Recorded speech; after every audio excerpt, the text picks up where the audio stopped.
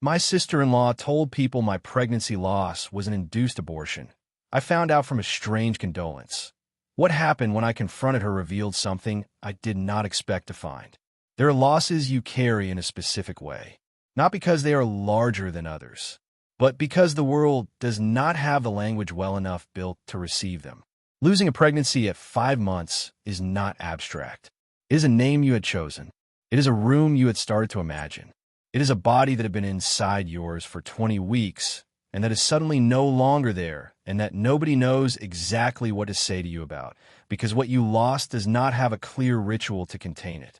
I had carried that loss for 7 months with the privacy of someone who needs the pain to be theirs before it belongs to everyone. I had chosen carefully who to tell. I had chosen the words with which I told it. I had chosen the pace with which I processed it. And then I discovered that someone had taken that story and turned it into another, into a version that was not true, into a version circulating in mouths I had not chosen. My name is Sophia. I am 36 years old. I am a clinical nutritionist, and 7 months ago, I lost a pregnancy of 20 weeks for causes the doctors could not determine with certainty, but which they described as cervical incompetence that had led to a non-viable premature birth. It was not a decision. It was a loss that my husband Diego and I had processed privately for months with the help of a psychologist specializing in perinatal grief and with the support of the people we had chosen to tell. My sister-in-law Valeria, Diego's sister, was one of those people. We had called her the week after.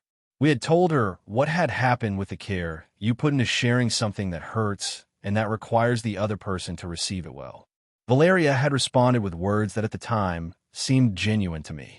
7 months later, I found out that in parallel she had been telling another version.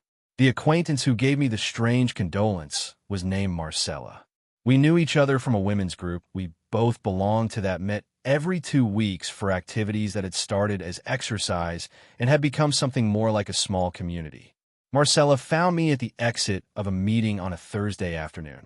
She told me she wanted to say that what Diego and I had been through was something very difficult, and that what was admirable to her was that I had made the decision I had made, even though it was not the one she would make in my place. I stood looking at her. I asked her what decision she was referring to. Marcella had the expression of someone who has just understood they said something they should not have said. She told me about the pregnancy. I told her the pregnancy had been a loss, that there had been no decision, that the baby had been born prematurely at 20 weeks and had not survived. Marcella went pale. She told me she was sorry, that she had gotten confused, that what she had been told was different from that. I asked her what she had been told. She took a while. She told me she had been told that I had voluntarily terminated the pregnancy because we had discovered an anomaly and had decided we did not want to continue. I asked her who had told her that. She told me a name. The name was that of a friend of Valeria's with whom I had occasional contact through family events. I drove home with the concentration of someone holding something they cannot drop yet. I went in. Diego was in the kitchen. I told him we needed to talk. I told him what Marcella had said. Diego said nothing for a time. What I saw on his face was a combination of things that had no simple name: anger, disbelief, and something that looked like shame, even though it was not his to feel. He told me he did not know Valeria had said that. I told him neither did I, and that we needed to know whether it was true she had said it and how far it had circulated. What I did before talking to Valeria was the same thing I had learned to do in other difficult situations: gather information before reacting. I discreetly called 2 trusted people who had contact with Valeria's social circle. I did not ask them directly.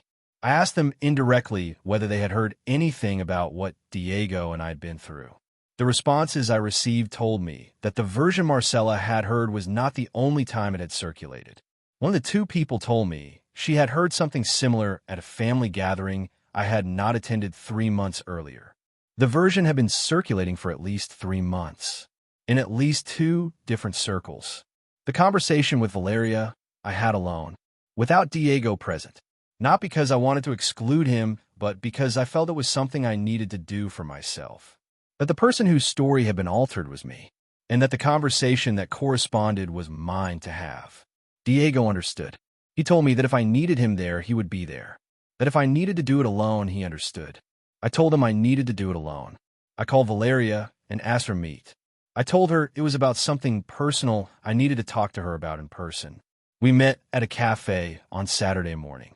She arrived with the energy of someone expecting an ordinary conversation. When we sat down and before the coffees arrived, I told her I needed to tell her something I had discovered and that it was important she listened before saying anything. I told her what Marcella had said. I told her about the additional sources I had confirmed.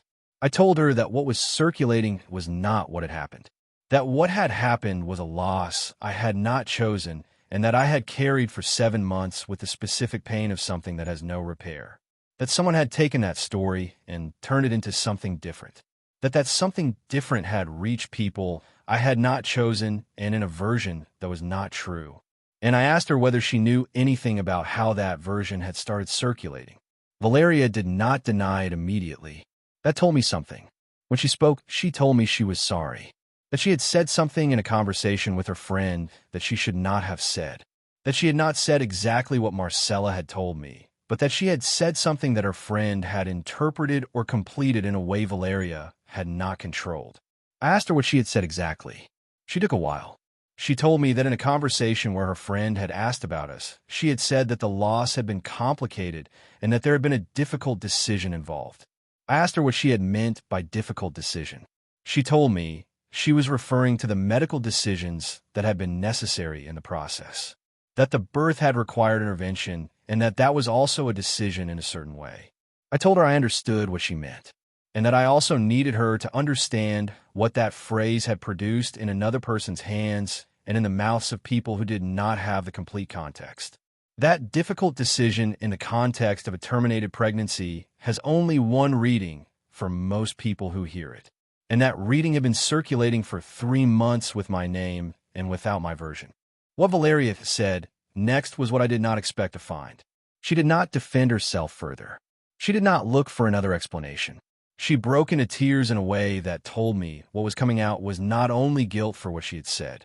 It was something more.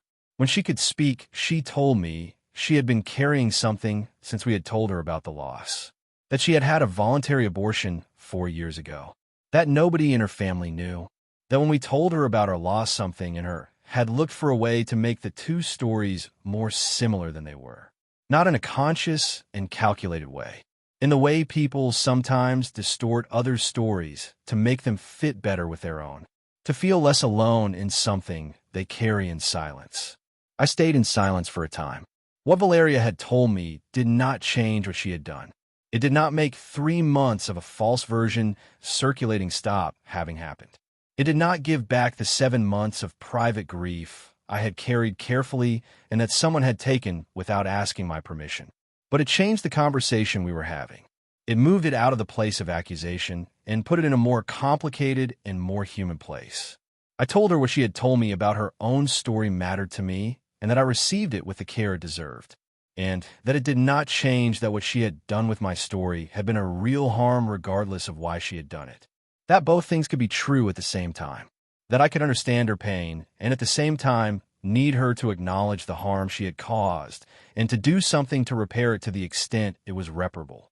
What I asked of Valeria was concrete, that she speak with her friend that same weekend and tell her that the version that had circulated was not correct, that what Diego and I had lived through had been a loss and not a voluntary decision, that she needed to correct it directly and without evasion, that if there were other people in her circle who had heard the incorrect version, she'd do the same, that I was not asking her to explain why she had said what she had said, only to correct what was incorrect.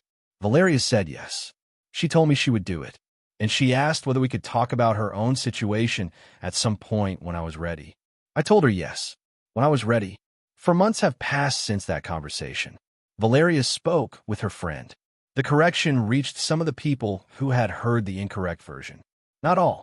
These things do not work with the same efficiency as the rumors that originate them. But it reached enough that the version circulating now is closer to what actually happened. The relationship with Valeria exists. It is different. There is something between us now that was not there before, a conversation we have not yet finished having about what she carries and about why she did what she did. That conversation has started. Slowly. with the care that something requires when it involves pain on both sides. I do not yet know where it leads, but I know that the version of the relationship we had before, which was cordial and superficial, and which clearly did not have the space for her to say what she carried, was not a version that could continue the same after what happened. What there is now is more complicated, and perhaps for that reason more real. What I want you to take from this story has two parts for different people. The first is for anyone who has experienced a perinatal loss or any loss that society does not know well how to name. Your story is yours. The version you choose to tell is yours. The pace at which you share it is yours. And when someone takes that story and alters it without your permission, the harm is real, even if the person who does it did not intend to cause harm. You have the right to name it. You have the right to ask that it be corrected. You have the right for your grief to have the shape you gave it and not the one someone else chose to give it. The second part is more general and is for everyone. The stories of loss that people share with you in confidence are not yours to interpret, complete, or redistribute, even with good intentions. Especially when those stories involve decisions or circumstances that carry moral or social weight in the context where you live. The gap between what you say and what the other person hears can be enormous, and the harm that gap produces is carried by the person who lost control of their own story, not by the one who redistributed it. If this story touched you, comment. Have you had to correct an incorrect version of something of yours that circulated without your permission? Like if you believe perinatal losses deserve the same respect and privacy as any other significant loss. Subscribe for more real stories. Share with someone who has experienced a loss that the world does not know well how to receive. Reflection to take with you. When someone shares a story of loss with you, what they give you is the version they were able to put together with the pain they had in that moment. It is not a complete story. It is not a story that belongs to you. It is a loan of trust that deserves to be treated with the same care with which it was given.